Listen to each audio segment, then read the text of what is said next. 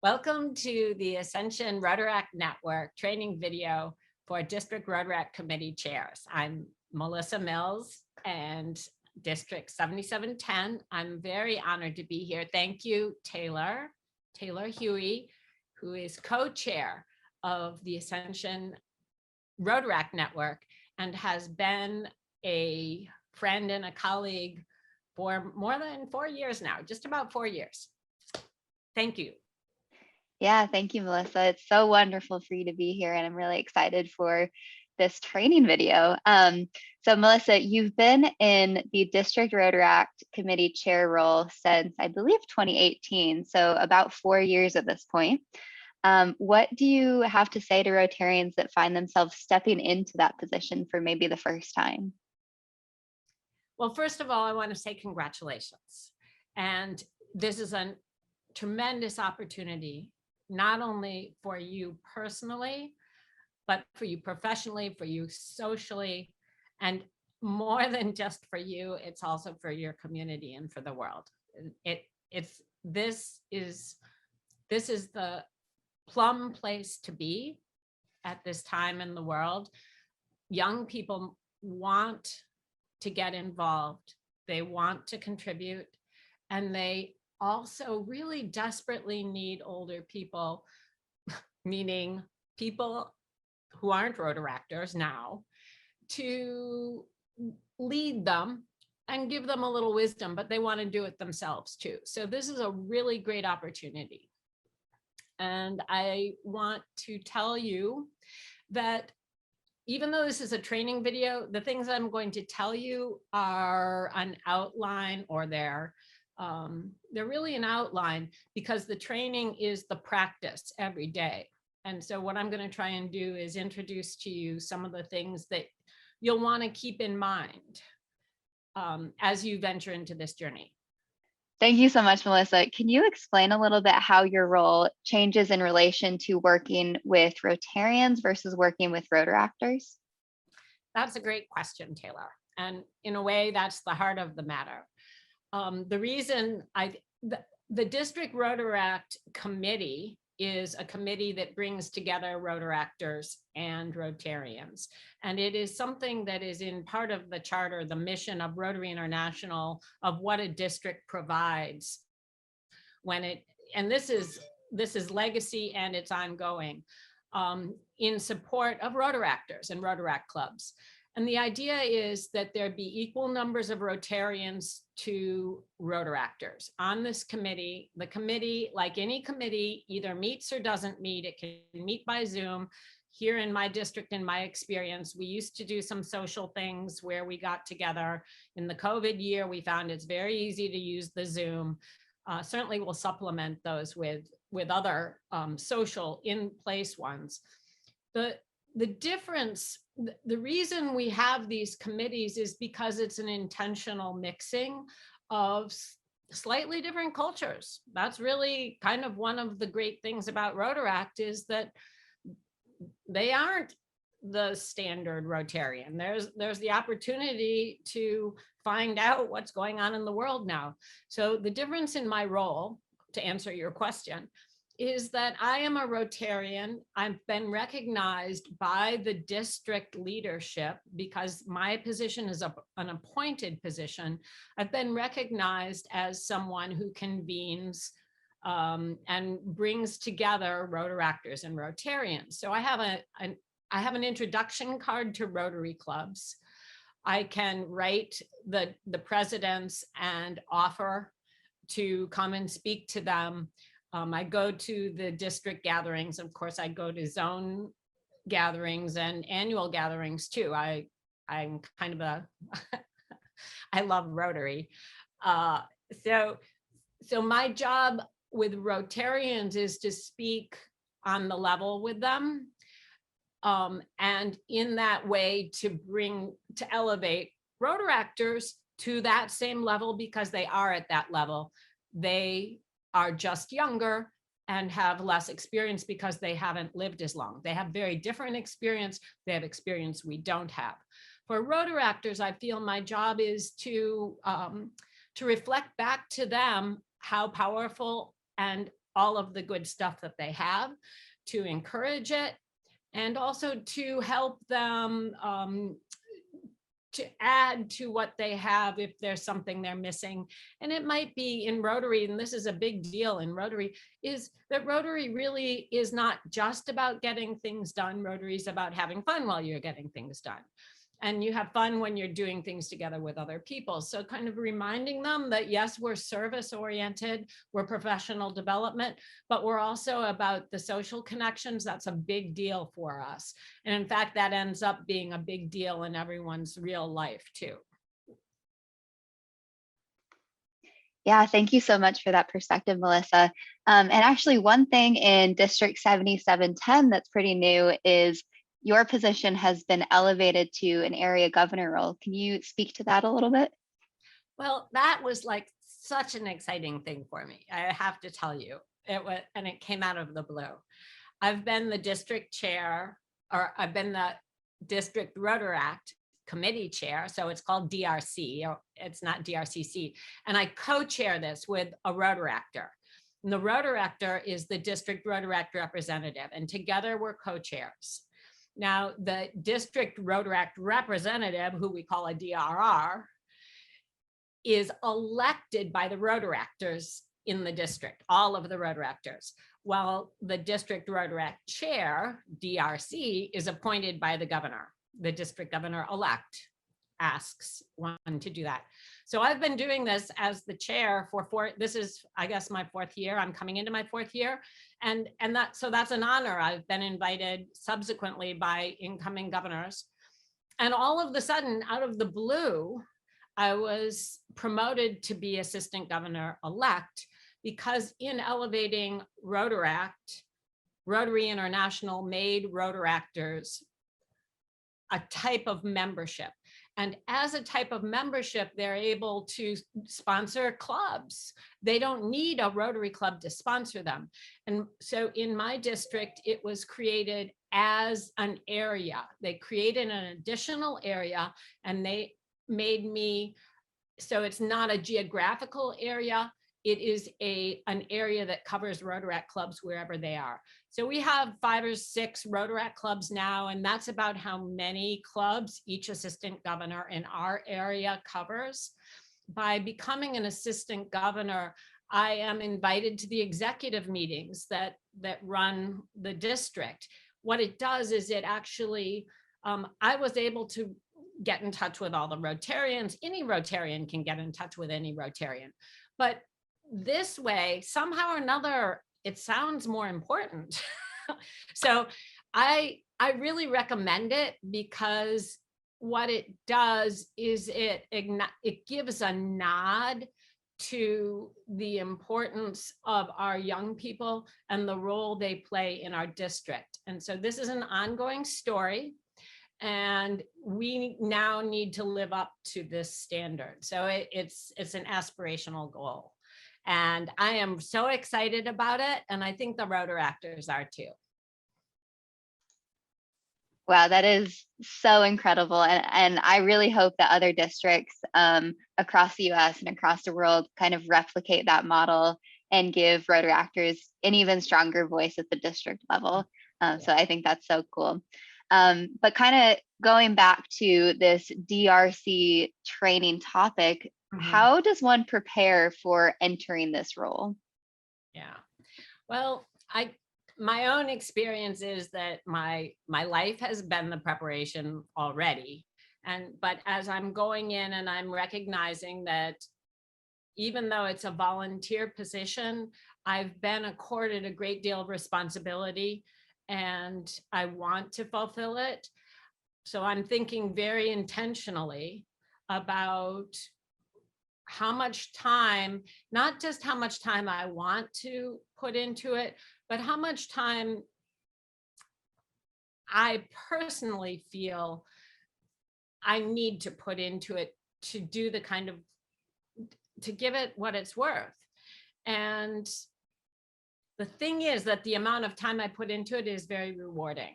So even if I'm ending up sometimes in some weeks putting in more time than I thought I would, I find that my life is that much richer as a result of the way I spent my time that week.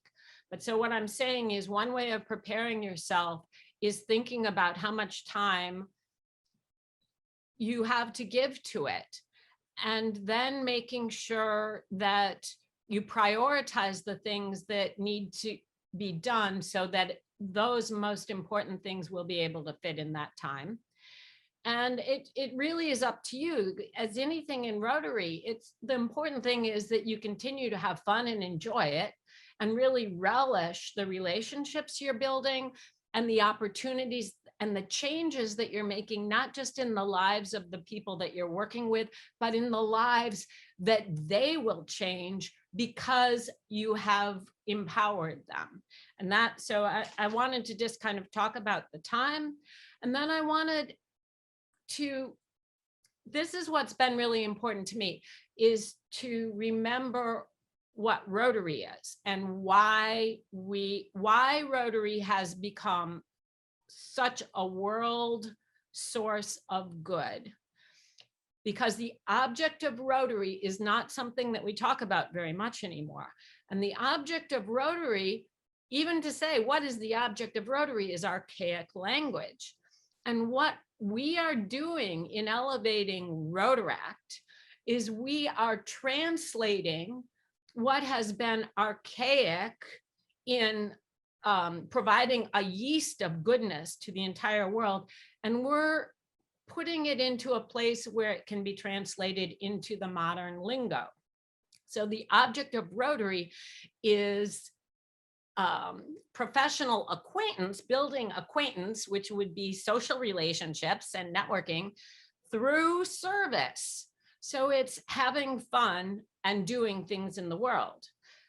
That, and then developing your professional abilities and making sure that you are working at a very high ethical level of integrity. What does the world need, right? That's what we need. But the language is archaic. So if you can familiarize yourself and really renew to yourself what the object of Rotary is, then you can convey that when you are talking with the Rotaractors, because they are so goal-oriented and they haven't had the years of experience we've had. So they don't actually know that the most precious thing for obtaining your goals is doing it together. And that's really what Rotary is about. So remember the object of Rotary, remember the why, and the how is really by having fun and being professional and having ethical standards. So it's pretty simple. Now, just to clarify, when you say the object of Rotary, do you mean the object of Rotaract and Rotary? Well, Taylor, thank you for asking that question. The object of Rotary and the object of Rotaract. So the question of, are we going to always say Rotary and Rotaract? And certainly when I'm speaking to people, I say Rotarians and Rotaractors, and I acknowledge that it's really an important distinction, but at some level, and then at another level, Rotaractors are Rotarians in action. So Rotaract is a type of Rotary membership. The branding, we're all Rotarians. The branding, it's all Rotary. Rotary International brings us together. We're chartered by Rotary. We're all Rotarians. The ambiguity is one that's an important ambiguity. And it's very important that they be different. And it's very important that it not be crystal clear what the difference is, because Rotaract is a type of Rotarian. I believe that the elevation of Rotaract is the recognition of the value that people in the 18 and over age group are bringing to the world, their skills, their capacity for operating, for functioning and contributing at the same level as Rotarians. And the difference seems to be more one of allowing a cohort to be developed that is more nimble, both in terms of the way they operate themselves, and that they don't have a a big kahuna. I don't know if that's the right term, but that there is something with age that is very weighty, and it tends among polite people sometimes to shut them down. And so allowing them to have their own club of cohorts, and I say them, and you're one of them, but you let me talk when maybe you wouldn't let one of your cohorts talk. So I'll be quiet. I think that there's a difference. I think a lot of it is also just the financial, not wanting to have the weighty expense for people who are just starting out a career, just recognizing that when you're starting out a career, it's kind of hard to do. So, and it makes it a lot easier. Thank you for the clarification on that. I 100% agree with all of those points. In your 4 years in this role so far, you've gained a lot of knowledge. You've learned what works, what doesn't work. What have you found to be the most useful over the years?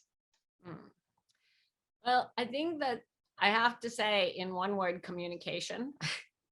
And I'll say communication because relationships are built on communication. You just don't get a relationship in a one shot effort. No relationship. Relationships are more like a tapestry that gets woven over time. And that the woof and the wharf, the back and the forth are communication. Now, there are a lot of different things to communicate. And the fun part of Rotary and Rotaract is the creating of things that have value. Now, what I find useful is having the tools that are needed to create that value at hand when you need them and knowing where they are. And I have found having common understandings about who's doing what, when, and where allow you to work together really well, and allow people, when you're not working together, for people not to be worrying about, are you going to show up or not? So what I mean is common resources, and this is something the District Rotaract Chair really has a good, is in an excellent position to provide. That is a common location for sharing best practices. So you get to see what all of the Rotaract clubs are doing, and also what all the Rotary clubs are doing, maybe even all over in the world. And you can borrow. We don't say steal because it's all best practice. You borrow the tools, you borrow the methods and so on like that. And then you share them with the Rotaract clubs, with the presidents and the executive teams. So tools like having Google Forms, Google Drives, where you have membership registration forms so that every club doesn't need to do that. You can download and create their branding logos for each club so that the club presidents every year or their social media director doesn't need to create their own media. You've already, their own logo. You can say Rotaract Club of, and then put that in, and every year Rotary's theme changes. You can have those ready-made. You can download that, make that available. So as Rotary does, the one who is higher up always serves the lower. The District Rotaract Committee Chair and the District Rotaract Committee, its purpose is to serve the clubs, because the clubs are the ones, that's the basis of the service itself. So communication, common expectations. So when are you going to communicate? How often are you going to meet? What is the best mode of communicating? Do you want to use text messages? Do you want to use email? Will you, some people use GroupMe or Slack or WhatsApp and create groups. So whatever it is, talk about it and decide what is going to be, what's going to work, and then let people know. So one thing that I've really appreciated about you, Taylor, is that we hold each other accountable. We together, and I haven't said this on this video yet, but we served you as the District Rotaract representative and me as the district Rotaract chair for 2 years now. And we talk about what it is we want to do. We talk about who's going to do it. We copy each other on emails when we're corresponding with other people. And if we make an agreement of what needs to be done by whom, when, and one of us slips, which I've done more than once, you'll maybe text me and say, how's it going? And that has allowed us to plan with a little leeway, because we know that our schedules change, and also to feel comfortable in keeping each other accountable. And that's really part of the joy of Rotary too, and Rotaract is this ability to do your best, to make stretch goals, and to know that we're all working part of a team, and our goal is that each other succeed. We're not competing with each other. Wonderful. Thank you so much for that, Melissa. And it's been truly a pleasure working with you over the last 2 years as well. So you just shared what you have found most useful over the years, but what have you found to be the most challenging in terms of what you faced in this role? Well, I think that probably the most challenging, but also maybe one of the most rewarding, and I would say this is probably the most rewarding, is I'm sorry to say this, it's actually been failure and accepting my failure. So it's been the level of humility that I've been able to gain, because that's the learning curve. The learning curve is, how do I understand that it's not all about me, and it's not all about what I can envision could take place if only everybody did X, Y, and Z. That's really not what it's about. What it's really about is actually me learning to be a team player too, and me accepting responsibility, being accountable for if things haven't worked. Number one, it's okay. Number two, where are we? And what do I see I didn't do that could have made things different? So it's more of a looking at myself. And where I have found the ball gets dropped most often is because of time, that there just isn't. For some people get too busy, they don't see emails, they don't see texts, they don't show up when you think they're going to show up, they don't do something that you think they were going to do.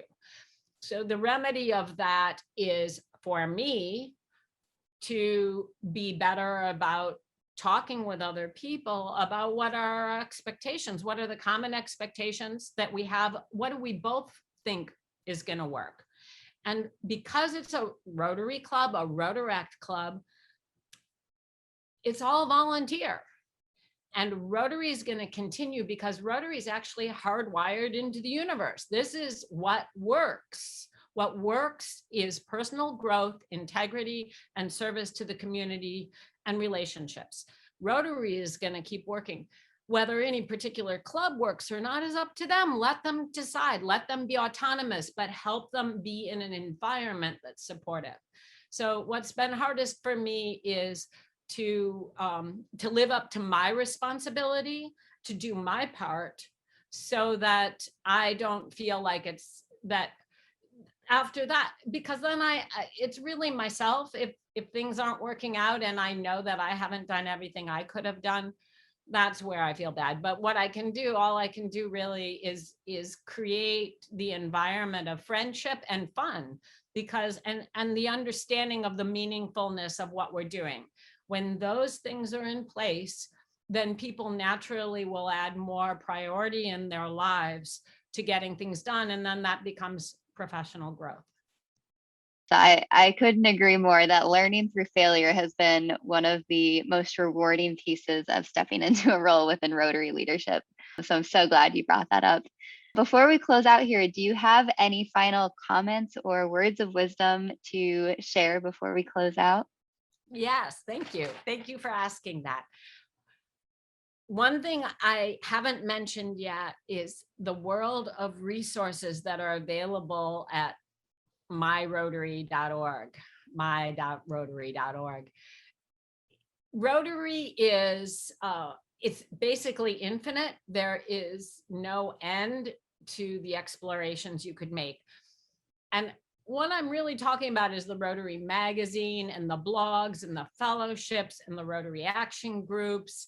And just then the idea that you can follow up with these people. There are so many people doing such valuable work. So one thing is to really check out those resources. And that's another shared resource you can do. You can download the handbook and the Constitution and so on, because it really helps young people understand the importance of having constitutions and bylaws if they want to do something that lasts. Because those things might seem old-fashioned, but in fact, what they are is they're a method of communication. They're the backbone. So if you don't have a constitution and bylaws, then you're always saying who's doing what and what are our roles. It just gives you a place. Once again, you got the tool. It's a tool. So make use of the tools at Rotary International. And the other thing I wanted to say was, as district chair, you've got a platform and you are able to invite all of the Rotaractors and the Rotarians to a common drinking hole, so to speak. And by building community at the district level, you are expanding the area. It's kind of making the comfort zone of your club that much closer to a wide open plain of exploration and adventure that is fun.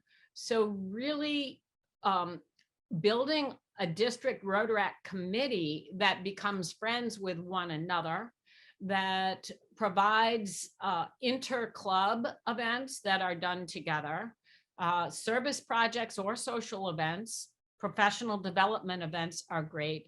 And we found over the COVID year that you can do an awful lot in professional panels and so on like that through Zoom. And so that's what I have to offer. In addition, is to really make use of your role for bringing the young people in proximity to Rotarians. Rotarians don't know what they're missing unless they have the opportunity to experience. And I'm so grateful to you, Taylor Huey, and I'm so grateful to the Ascension Rotaract Network.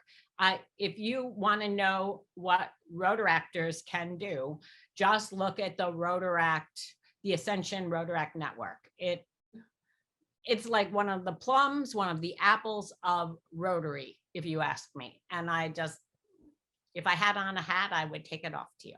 Thank you so much.